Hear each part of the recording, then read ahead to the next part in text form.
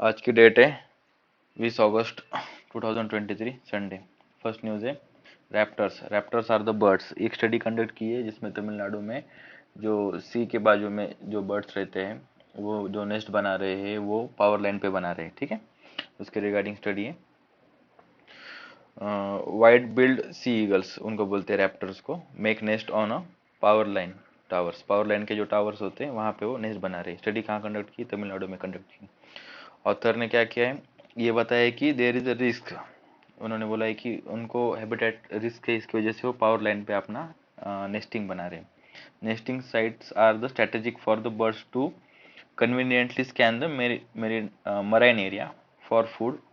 ठीक है, जो नेस्टिंग साइट होता है वो स्ट्रेटेजिक एरिया होता है कि वो मराइन एरिया के बाजू में जो उनको फूड फाइंड करने के लिए।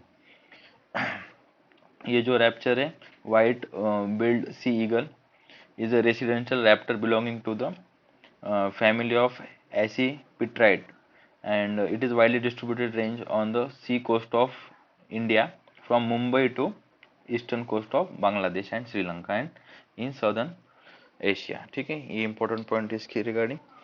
और ये और कहाँ कहाँ मिलता है? कोस्टल साउदर्न एशिया में मिलता है एंड चाइना टू ऑस्ट्रेलिया के सदर्न पार्ट में मिलता है।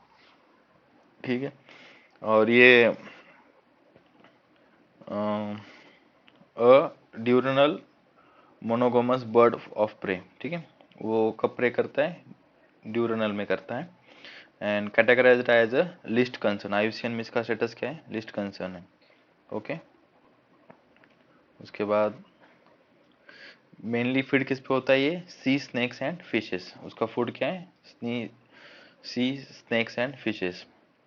और ऑकेजनली कहाँ मिलता है? इनलैंड वाटर में भी, अभी सी में और इनलैंड वाटर में भी ऑकेजनली मिलता है, टाइडल रिवर्स में और इन फ्रेश वाटर लेक्स में भी मिलता है। सेकंड न्यूज़ क्या है? G20 का समिट हुआ है, तो उसमें पीएम मोदी ने G20 digital economy minister meeting में बोला है कि India is a digital India जो है it can be guide for the G20 countries. तो वहाँ पे पीएम ने क्या बोला है? पीएम ने बोला डिजिटल इंडिया जो कैंपेन था वो इंडिया ने 2015 में स्टार्ट किया था, जिसके अंदर जैम ट्रिनिटी को यूज़ किया। जैम ट्रिनिटी मतलब तीन चीज़। तो जनधन बैंक अकाउंट फर्स्ट चीज़ है, दूसरा आधार है और तीसरा मोबाइल है। ये तीनों को लिंक किया उन्होंने, उसको जैम ट्रिनिटी बोलते हैं। तो उसकी वजह से इंडिया में फाइनेंशियल इंक्लूजन आए। फाइनेंशियल इंक्लूजन मतलब not the upper strata of the society will be included in the finance but the lower strata also included. मतलब पूरा इंक्लूजन होना चाहिए हर सोसाइटी के मेंबर का। और उन्होंने थोड़ा डाटा दिया है, नियरली 10 बिलियन ट्रांजेक्शन्स होते हैं यूपीआई पे एवरी मंथ इंडिया में, उन्होंने ये बोला है। और जो globally 45% of real global time payments happen in India. जो जितने ग्लोबल में पेमेंट होते हैं उसमें 45% तो इंडिया में ही होते हैं, यही है। और उसके बाद पीएम ने एक चीज़ बोली है, PM Modi emphasise that the digital system in India brought the probity, probity मतलब integrity, into the governance system. ठीक है, उन्होंने ये बोला है कि he declare that we are building a Bhashini. ये बहुत इंपॉर्टेंट है। Bhashini AI powered language transition platform है, जिसके अंतर्गत इंडियन लैंग्वेज ट्रांसलेट होगी। ठीक है, मतलब एक एक भाषा में अपन कुछ बोलेंगे तो उसकी दूसरी भाषा में भी वो ट्रांसलेट करेगा। It is powered by AI. ठीक है, एआई से ये पावर्ड होगा। एआई से क्या पावर्ड होगा? भाषिनी। ये बहुत इंपॉर्टेंट है, भाषिनी। ठीक है, नेक्स्ट न्यूज़ क्या है? Next news India China border से रिलेटेड है। अभी G20 का समिट होगा तो PM Modi and Xi Jinping मिलेंगे आमने सामने, उसकी वजह से ये न्यूज़ हाईलाइट की गई है। तो G20 का समिट अभी न्यू दिल्ली में होगा, तो वहाँ पे PM Modi and Xi Jinping जो चाइना के प्रीमियर है वो मिलेंगे। तो अभी तक 19th round of corps commander level talk हो चुका है लेकिन कोई आउटकम नहीं आया है। And 2 separate major level talks हो चुके हैं लेकिन उसका रिजल्ट नहीं आया है। ठीक है, तो उससे रिगार्डिंग ये न्यूज़ है। 2020 में स्टैंड ऑफ हुआ था जुलाई में इंडिया और चाइना में, और अभी तक 5 एरिया में डिस्प्यूट रिजॉल्व हो चुका है और 2 एरिया में अभी तक नहीं हुआ। उनका नाम है Demchok in eastern Ladakh and Depsang plains. ठीक है, ये दो नाम याद रखिए, Depsang plains and Demchok in eastern area, eastern Ladakh. India and China India and China है वो बॉर्डर पर्सनल मीटिंग जो होती रहती है। पॉइंट्स एट जो बॉर्डर पर्सनल मीटिंग के पॉइंट्स कहाँ कहाँ पे? चूसल पे के और Daulat Beg Oldi in the eastern Ladakh, या दो जगह पे बॉर्डर पर्सनस मीटिंग होती है। ठीक है, चाइना और इंडिया की तरफ से। ये दो ही प्लेसेस है, ये भी इम्पोर्टेंट है। और जैसे मैंने आपको बताया 9 सितंबर और 10 सितंबर को जी जिनपिंग इंडिया में आएंगे और इंडिया में न्यू दिल्ली में समिट होगा, देन दे विल मीट। और अभी ब्रिक्स का समिट होना है 22 अगस्त को और 24 अगस्त को, तो वहाँ पे भी जोसेनबर्ग में होगा साउथ अफ्रीका में, वहाँ पे भी जी जिनपिंग जाएंगे और इंडिया की तरफ से पीएम मोदी जाएंगे। तो ब्रिक्स की समिट वहाँ पे होगा, तो वहाँ पे भी मुलाकात होगी, लेकिन अभी तक कुछ डीस्केलेशन ऑफ पॉइंट्स नहीं हुआ है। चाइनीज ट्रूप जो आई है वो 1 लाख के आसपास अभी बॉर्डर पे है और अपने भी 1 लाख के आसपास बॉर्डर पे ट्रूप्स है। ओके, देखिए ये जो वाई जंक्शन है जिसको बॉटलनेक पॉइंट बोलते हैं, ये पॉइंट है जहाँ पे पेट्रोलिंग पॉइंट 10, 11, 12, 13, ये तीनों पॉइंट को मिल के इसके आगे मैं आपको दिखाता हूँ, इसके आगे इंडियन एयरफोर्स नहीं जा सकती क्योंकि यहाँ पे उन्होंने ब्लॉकेट लगा दिया है। आप यहाँ पे देखो आराम से। और ये एलएसी के अंदर आती है, एलएसी जो डिमार्क इंडिया की साइड साइड के अंदर ये जो वाई जंक्शन बन रहा है वो इसके अंदर बन रहा है, ठीक है, ये इंपॉर्टेंट है। और दौलत बेग ओल्डी एयरबेस इसके ऊपर है और साउथ ईस्ट में दौलत बेग ओल्डी रोड बन रहा है, ठीक है। तो इसकी ये कंटेंशन का मेन रीजन है, यहाँ पे जो रोड बन रहा है दौलत बेगी ओल्डी रोड, उसकी वजह से ये वाई जंक्शन बॉटलनेक उन्होंने कैप्चर किया है चाइना ने, ठीक है, ये याद रखिए, यही इसमें इम्पोर्टेंट था। और दोनों तरफ से दोनों ही बोल रहे कि we claim that but we are not patrolling. और जब पेट्रोलिंग करते करते ये वाई नेक पॉइंट पे जब दोनों के शोल्डर्स आमने सामने आते हैं तो वो पोस्टर्स दिखाते एक दूसरे को विदाउट वायलेटिंग एनी, जो अभी पहले के जो एग्रीमेंट्स है उसको वायलेट नहीं करने वजह से। और इस जो वाई जंक्शन को उसको सब सेक्टर नॉर्थ बोलते हैं, दबसंग प्लेन के एरिया को। And north sub sector north किसको बोलते हैं, consisting of Depsang plains and Daulat Beg Oldi, ठीक है, रीजन को। It very crucial and is currently accessible only by the 255 kilometre long Daulat Beg Oldi road work for alternative access to Sasser La. Sasser La मतलब ये पास है, उसको एक्सेस करने के लिए दौलत बेगी ओल्डी रोड बनाया जा रहा है, ठीक है। अभी तक 5 जगह पे डिस्कलेशन हुआ है पॉइंट्स का, वो 5 पॉइंट के नाम क्या है, Galwan, Gogra, northern bank of Depsang plain, Kailash range and Demchok. ये इंपॉर्टेंट, इसे याद रखिए। जो दपसंग प्लेन है उसके थोड़ी फिजिकल जियोग्राफी के बारे में बोल दूंगा आपको। Enclave of a flat terrain located in the area of army classified as a sub sector north. मैंने अभी बताया आपको, जो दपसंग प्लेन है उसको सब सेक्शन नॉर्थ ऐसा रीजन बोला जाता है। और it provides a land access to the central Asia through Karakoram pass. ये यहीं से जाके अपन काराकोम पास पास करके सेंट्रल एशिया में एंटर कर सकते हैं। कहाँ से, दपसंग प्लेन से। दपसंग प्लेन को क्या बोलते हैं, सब सेक्टर नॉर्थ। और उसके कुछ फ्यू किलोमीटर्स साउथ ईस्ट में दौलत Beg Oldi road air strip बनाई जा रही है, ये भी इंपॉर्टेंट है। और चाइना ने 2020 से इसको ब्लॉक किया है, वाई जंक्शन को। मैंने अभी दिखाया वाई जंक्शन, उसी को बॉटलनेक बोलते हैं कहाँ पे, ओके। और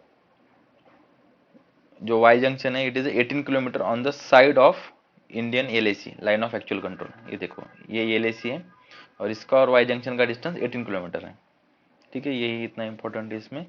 एंड उसके ईस्ट को जो है ना, इवन द चाइनीज क्लेम, जो वाई जंक्शन उन्होंने क्लेम किया है वो 5 किलोमीटर फर्दर वेस्ट में आता है। एक टाउन आता है उसका नाम है बुरटेस टाउन, बुरटेस टाउन, जहाँ वहाँ पे उन्होंने एक टाउन एस्टेब्लिश किया है, उसको बुरटेस टाउन बोलते हैं, ठीक है। Next news, centre impose 40% duty on onion export. मतलब अगर आपको ओनियन एक्सपोर्ट करना है तो 40% गवर्नमेंट टैक्स लगाएगा, उसके ऊपर ड्यूटी लगाएगा। क्यों? क्योंकि मार्केट में उसका दाम ना बढ़े, इसकी वजह से ये किया जा रहा है। और अभी ऐसा देखा गया है कि 1 महीने में 5 रुपए से दाम बढ़ चुके हैं उसके।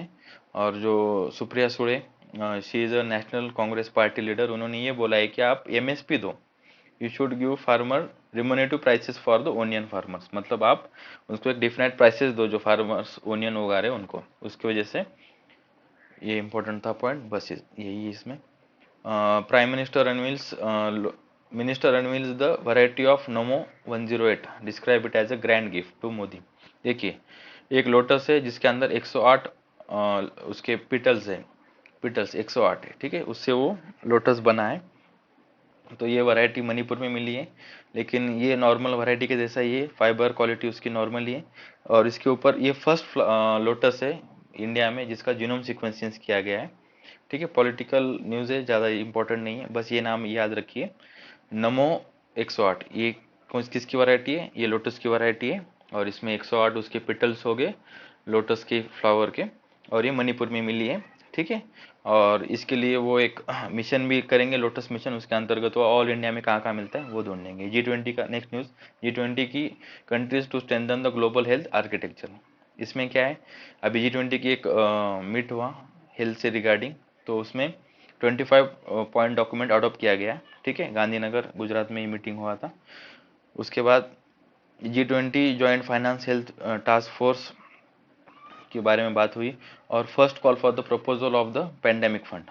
ठीक है, ये रेज करने के लिए बात हुई पहली बार, proposal of the pandemic fund, ये दो चीज़ों के लिए बात हुई।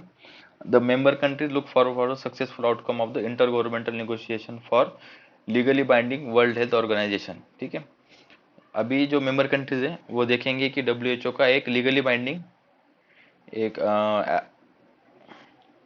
एग्रीमेंट बनाएंगे, उसका नाम होगा international instrument on pandemic preparedness prevention and response by May 2024। कब तक बनेगा ये? 2024 तक। देखिए, international instrument on the pandemic preparedness prevention and response by 2024। और एक क्या है, working group on the amendments to the international health regulations, ये एक बनाएंगे। इस पे वर्क चालू है, अभी तक बना नहीं है। तो इसमें वो ख्याल रखेंगे स्टेट्स की sovereignty and responsibility for the health system का। ठीक है, और G20 के समिट में ये भी बोला गया है कि mainstreaming of a gender perspective वो भी किया जाएगा, related to achieving the gender equality in the health ecosystem. और जो मेंबर कंट्रीज है उन्होंने क्या क्या कमिटमेंट की है, nations committed to prioritising the climate resilience health system development. ये मेंस के आंसर राइटिंग के लिए बहुत इंपॉर्टेंट है। क्या क्या उनमें इन्होंने एग्रीमेंट किए है, climate resilience health system development करने का। उसके बाद building sustainable and low carbon low green house gas emission health system, ये भी इंपॉर्टेंट है। Health care supply chains at the diverse high quality health care, ठीक है, ये भी इंपॉर्टेंट है। Mobile resource for resilience low carbon sustainable health system, ये भी इंपॉर्टेंट है। उसके बाद फैसिलिटिंग कोलाब्रेशन। ठीक है, नेक्स्ट न्यूज WHO से रिगार्डिंग है कि हेल्थ मिनिस्टर ने अभी एक लॉन्च किया है global health initiative on digital, global initiative on digital health, GIDH, global initiative on digital health. ये एक नेटवर्क है मैनेज बाय WHO। इसको कौन मैनेज कर? WHO। इंडिया ने इसको लॉन्च किया है, इंडियन हेल्थ मिनिस्टर ने। ठीक है, WHO manage network that will provide equitable access to the health, equitable access to the digital health. किसको एक्सेस देगा? इक्विटेबल डिजिटल हेल्थ को, by addressing the challenges such as duplication of efforts and products focus digital health transformation, इसको वो देखेंगे। ये important इतनी news नहीं है, लेकिन बस इसका नाम याद रखिए, प्रीलिम के हिसाब से इंपॉर्टेंट है। Aim to align the efforts to support the global strategy on digital health.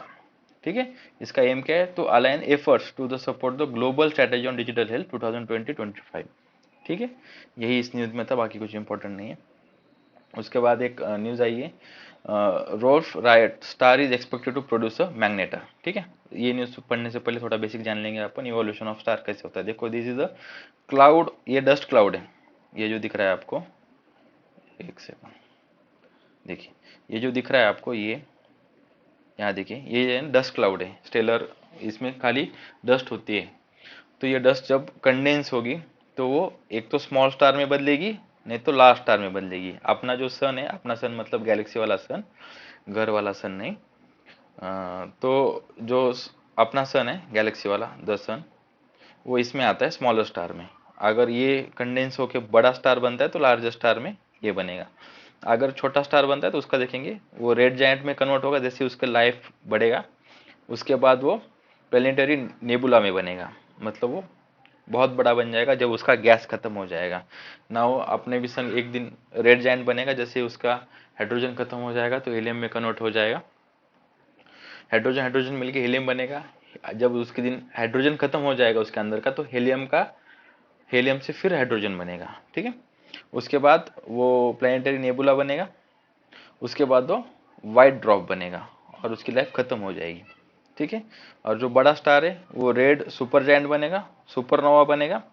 अगर सुपरनोवा बनने के बाद उसका बहुत ज़्यादा ही मैग्नीट्यूड, बहुत ज़्यादा मास रहा तो ही वो ब्लैक होल बनेगा। लेकिन अगर थोड़ा भी कम मास रहा तो वो स्टार न्यूट्रॉन स्टार बनेगा। ठीक है, ये समझ में आया आपको। तो जो न्यूट्रॉन स्टार होता है वो भी बहुत हेवी होता है, लेकिन वो ब्लैक होल के इतना हेवी नहीं होता है, ये बात याद रखिए आप। ठीक है, देखते हैं न्यूज में क्या है। देखिए, wolf rayet star is expected to produce to be magnetar. Magnetar क्या होता है? Magnetar is a most magnetic object in the universe.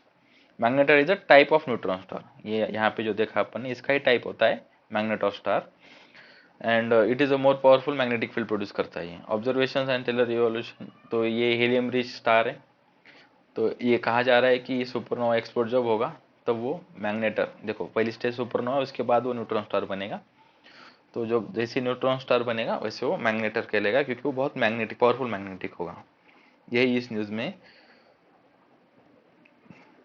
अभी मैग्नेटर स्टार का जो ओरिजिन क्यों होता है, इसका रीजंस अनक्लियर है। ठीक है, यही था।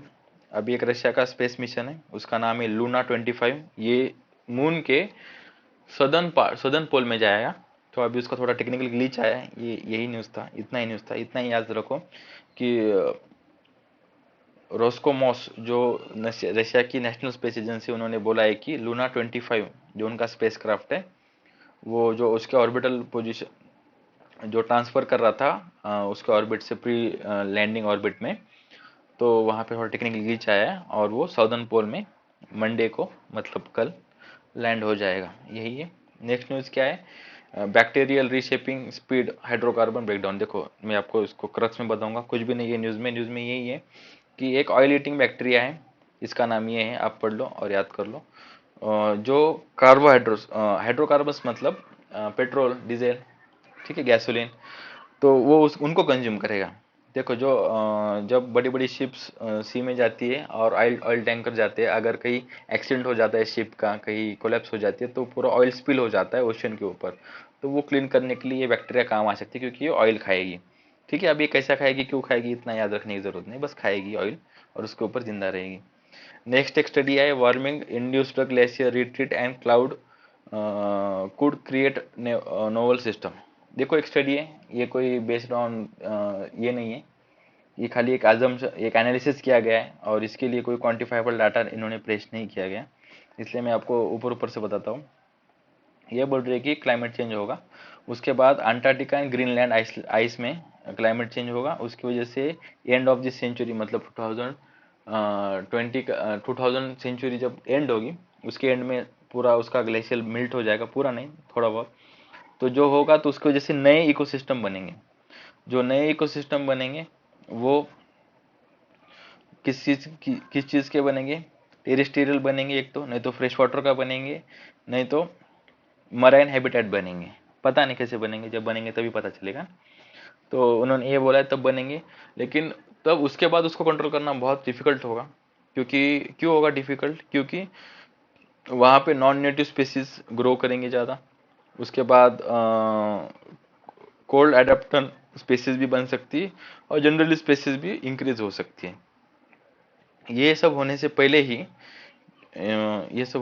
ही we should take measures to control the climate change. अगर आइस मेल्ट हो जाता है उससे पहले अगर आप कंट्रोल करते हो उसको, तभी आप उसको उसका अच्छे से मेजर ले सकते हो। उसके अगर आइस मेल्ट हो जाएगा उसके बाद आप मेजर लोगे तो यू डोंट नो ना कि कैसे इकोसिस्टम बनेंगे उसके ऊपर। ठीक है, यही इस आर्टिकल में बताया गया है, कुछ भी नहीं इस आर्टिकल में एक्स्ट्रा। और एक स्टडी की गई है अल्जाइमर के ऊपर। अल्जाइमर एक डिसीज है उसके ऊपर। ठीक है, तो इसमें भी दो तीन चीज़ें इंपॉर्टेंट है, कुछ नहीं है, दो ड्रग्स निकाली गई है। जो रेगुलर ड्रग्स है उससे तो कुछ इलाज नहीं हो रहा है उसमें। अभी 55 बिलियन पीपल्स जो वर्ल्ड में है ग्लोबली, वो डीमेंटिया, इसी को ही अल्जाइमर बोलते हैं, which is the common cause, which most common cause of which is Alzheimer. उसकी वजह से अल्जाइमर होता है। ठीक है, और दो ड्रग्स अप्रूव की गई है। फर्स्ट का नाम है ये फर्स्ट है और ये सेकंड है। ठीक है, फर्स्ट का नाम है लेकेनेमैब एंड एब्यू कैन्यूम मैप, ये दो है। और मोनोक्लोनल एंटीबॉडीज होती है ये, and buildup of amyloid proteins in the brain, उसमें वजह से ये डेवलप होती है। तो उन्होंने यही बोला है जो रेगुलर ड्रग्स होती है free radical often damage the healthy cells, जो अभी अपन जो मेडिसिन लेते हैं उसकी वजह से हेल्दी सेल डैमेज होती है, और उसकी वजह से अगर वो एक्सेसिव में हो जाए तो उसके उसमें पार्किंसन जैसे डिसीज भी हो सकते हैं। ये जो नई डिस्कवरी की है उसमें रिजल्ट्स 47% ऑफ पार्टिसिपेंट्स जो थे उनमें देखा गया है कि डिक्लाइन हुआ है अल्जाइमर के लक्षण। यही है इस न्यूज़ में, ज़्यादा कुछ नहीं, क्योंकि स्टडी है, इसके ऊपर क्वेश्चन नहीं बन सकता। बनेगा तो बस एक रिसर्च स्टडी में क्या हुआ इतना ही याद होना चाहिए। Why the BRICS summit is important for India, अभी ब्रिक्स समिट होने वाला है, वो इंडिया के लिए इंपॉर्टेंट क्यों है? ब्रिक्स में कौन सी कंट्री आती है? Brazil, Russia, China, India, south Africa, 5 country आते हैं। कहाँ पे होगा? जोसनबर्ग में, अभी मैंने आपको बताया रशिया साउथ अफ्रीका में होगा ये, ठीक है, ये साउथ अफ्रीका में होगा। और उसके बाद इसके एक्सपांशन की बात चल रही है, वो देखेंगे अपन आगे। उसके बाद ब्रिक्स जब बना था वो इमर्जिंग इकोनॉमीज के बना था, और वो इकोनॉमिक इशू पे ही काम करता था। अभी जो समिट होगा वो 15 समिट होगा, और 2019 से इसका एक भी मतलब इन पर्सन समिट नहीं हुआ कोविड-19 की वजह से। 2020 में होने वाला था चाइना में, लेकिन उसको अपन नहीं किया, उन्होंने वर्चुअली अटेंड कर लिया। पहली बार मोदी एंड जी जिनपिंग मिलेंगे इन पर्सन, कहाँ पे? ब्रिक्स समिट में, ठीक है। और इसलिए पहले समरकंद में जो समिट हुआ था एससीओ का, वहाँ पे मोदी और वो मिले थे, लेकिन और उसके बाद G20 का बाली लास्ट ईयर जो समिट हुआ था वहाँ पे मिले थे, लेकिन ज़्यादा बातचीत नहीं हुई थी। तो ये जो समिट होगा इसमें पुतिन नहीं आएंगे, देखेंगे आगे क्यों नहीं आएंगे। और ये कहा जा रहा है कि जब जी जिनपिंग चाइना के प्रेसिडेंट और इंडिया की मोदी जब मिलेंगे तब कुछ बातचीत होगी स्टैंड ऑफ पे, इंडिया चाइना स्टैंड ऑफ पे, ठीक है। उसके बाद रशियन प्रेसिडेंट व्लादिमीर पुतिन क्यों नहीं आ रहे? जोसेनबर्ग, क्योंकि नहीं, जोसेनबर्ग ने जोहानेसबर्ग, जोहानेसबर्ग साउथ अफ्रीका में, क्योंकि इंटरनेशनल क्रिमिनल कोर्ट ने उनके खिलाफ ऑर्डर निकाला है कि दे विल बी अरेस्टेड, तो वो वर्चुअली अटेंड करेंगे। और आईसीसी का मेंबर है साउथ अफ्रीका, तो they have to abide by their orders. उसके बाद इसलिए वो विजिट नहीं कर रहे। साउथ अफ्रीका ने इस बार 55 जो अफ्रीकन यूनियन के मेंबर्स हैं उनको इनवाइट किया है समिट में, और 20 other leaders from Asia, South Africa and small island states उनको भी बुलाए। और clear pitch for the developing country to come together, उन्होंने ये बोला है कि आप सारे डेवलपिंग कंट्री साथ आओ, और एक्सपांशन की बात की गई है।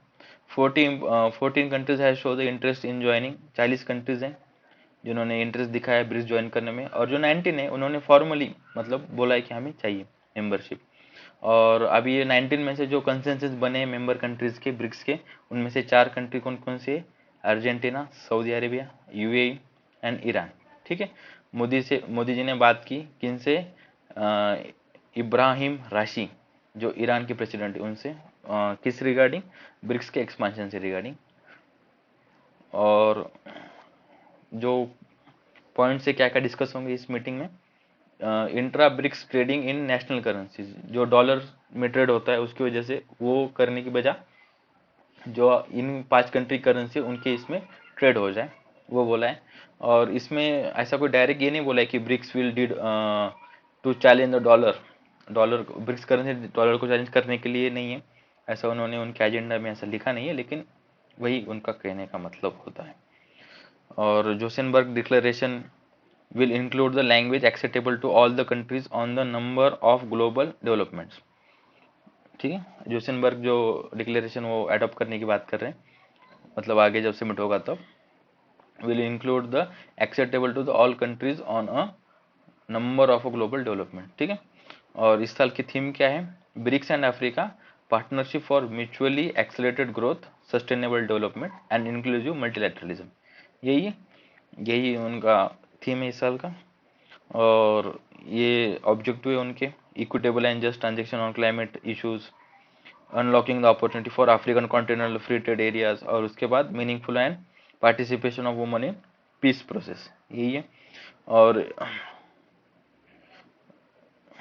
Indian official will also look for the language propose by China, ये जो जोसेनबर्ग डिक्लेरेशन होगा, देखिए इसके आगे डेवलपमेंट आएंगे तब देखेंगे इसको अपन डिटेल्स में, अभी इतना इम्पोर्टेंट नहीं है। अभी समिट जब होगा तब देख लेंगे अपन इसको, 2-3 दिन में ही हो जाएगा, इसका आ जाएगा। For the biggest economy in the group, जो चाइना है वो सबसे बड़ी इकोनॉमी है, तो उनकी लैंग्वेज को वो इम्पोज करेंगे, ये बोल रहे हैं ऐसा। और बीजिंग्स के मतलब चाइना की बेल्ट एंड रोड इनिशिएटिव को प्रमोट किया जाएगा, and new global development initiative as a part of the economic road map of the BRICS, वो बोला जाए। बट इंडिया ने रिफ्यूज किया है economic road map at the SCO, जब एससीओ का समिट हुआ था तभी इंडिया ने उसको रिजेक्ट किया है इकोनॉमिक रोड मैप को, ठीक है, जो कि meeting was chaired by India in July 2023 for the same reason. बस यही था आज के पेपर में। Thank you.